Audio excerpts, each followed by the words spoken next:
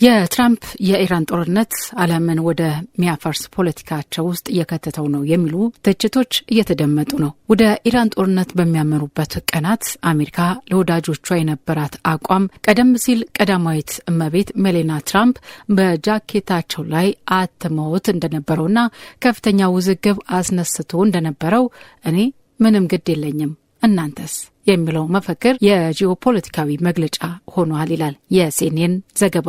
የትራምፕ አስተዳደር ጥምረቶችን ችላ ከማለቱም በላይ በ1991 ድረስ የባህረ ሰላጤው ጦርነት ወይም በ2003 የኢራቅ ወረራ ወቅት እንደነበረው ሁሉ የዲፕሎማሲያዊ ተቀባይነትን ለማግኘት አልሞከረም። ይልቁንም ከእስራኤል ጋር በመሆን ጥቃቱን የጀመሩት ከብዙ ወዳጆቻቸው ጋር እንኳን ሳይመካከሩ ነበር። ትራምፕ ለአብነት ያህል በዱባይ ጉብኝት ላይ የነበሩ አንድ ከፍተኛ የጣሊያን መንግስት ባለስልጣን ሳይታሰብ ለተፈጠረው ክስተት የተጋለጡበት ሁኔታ እንመልከት።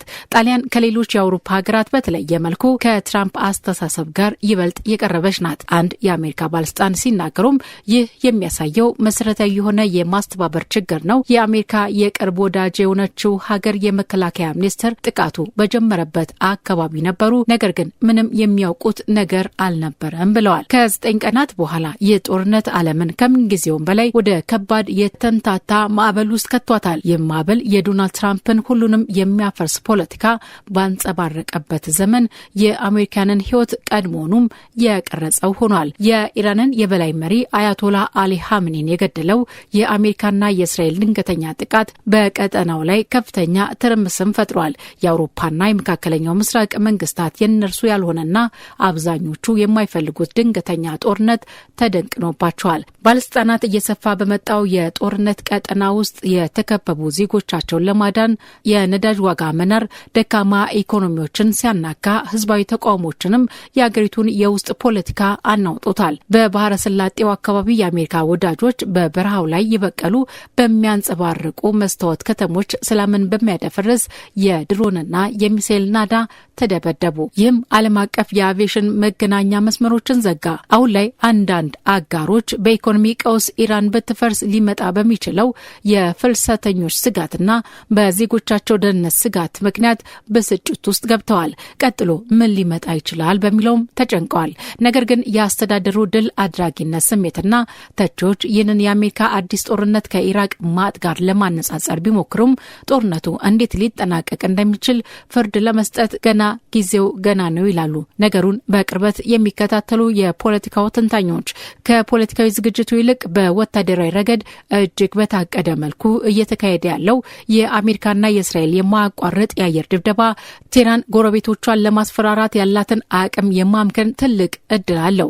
ይህም ለመላው መካከለኛው ምስራቅ ጥቅም የሚሰጥ ትራምፕን እንደ ቀጠናዊ ብርቱ መሪ የሚያስቆጥር እስራኤልን ከህልውና ስጋት የሚታደግና ከእስላማዊቷ ሪፐብሊክ ጋር ለ50 ዓመታት የዘለቀውን የጠላትነት ግንኙነት በመቀየር የአሜሪካን ብሔራዊ ደህንነት የሚያሻሽል ይሆናል።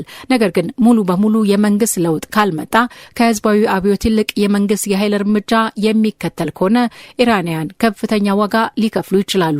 የትራምፕ ጦርነት የኢራንን መንግስት አፈራርሶ የእርስ በርስ ጦርነት የሚቀሰቅስ ከሆነ ደግሞ የስደተኞች ቀውስ ወይም አስከፊ የኢኮኖሚ መዘዝ ዓለምን ሊያናጋው ይችላል። አሜሪካና ብሪታንያ ኢራቅን ዳግም ከወረሩት ከ2003 ጀምሮ እስከ 2024 ማብቂያ ድረስ 20 ዓመት አሜሪካ 25 ሀገራት ውስጥ ተዋግታለች ወይም ሀገራቱን ደብድባለች። አጥኚዎች እንደሚሉት የራሷ የአሜሪካ ተባባሪዎቿን ዜጎች ጨምሮ ከ1 ሚሊዮን የሚበልጥ ሰው ተገሏል። ከ3 ትሪሊዮን ዶላር በላይ ሀብትም ንብረት ወድሟል። ሳዳም ሁሴን፣ ኦሳማን ቢንላደን፣ ሞሐመድ ጋዳፊ፣ ኦስማኤል ሃኒያን፣ ሐሰን ነስራላ ሌሎችም ሲገደሉ ዓለም ከአምባገነኖች ከጨቋኞችና ከአሸባሪዎች መላቀቋን የቴል አቪቭ፣ ዋሽንግተን እንዲሁም ለንደን፣ ብራሰልስ መሪዎች ለዓለም አውጀው ነበር። ዓለም ግን ዘንድሮም ሰላም አታውቅም። አምና ጥር ለሁለተኛ ጊዜ የአሜሪካ ፕሬዝዳንት ስልጣን የያዙት ዶናልድ ትራምፕ የሰላም ፕሬዝዳንት መሆናቸውን ሲደሰክሩ የልዕለ ሀያሊቱ ሀገር መሪዎች የጦርነቱን አትራፊነት ብቻ ሳይሆን አስከፊነቱን የተረዱ